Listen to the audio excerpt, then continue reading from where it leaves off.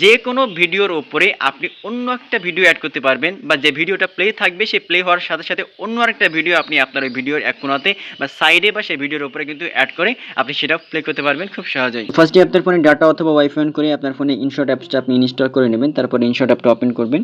Open করার পরে এখান থেকে ভিডিও লেখা থাকবে, আপনি ভিডিওটা সিলেক্ট করবেন। সিলেক্ট করার পরে আপনার যে ভিডিওটা আপনি এখান থেকে এডিট করতে চাচ্ছেন সেই ভিডিওটা আপনি সিলেক্ট করে দিবেন। তারপরে এখান থেকে আপনি ভিডিওটা ওপেন হয়ে যাবে। দেখেন এখান থেকে ওপেন হয়ে গেছে।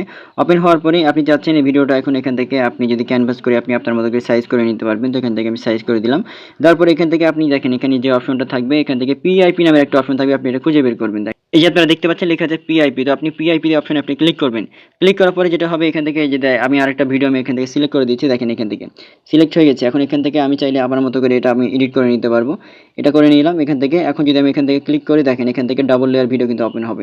আপনি যে কোনো ভিডিও চাইলে আপনি দুইভাবে কিন্তু এভাবে ওপেন করতে পারবেন। দেখেন এভাবে আপনি খুব সহজে যে কোনো দুইটা ভিডিও আপনি একসাথে অ্যাড করতে পারবেন।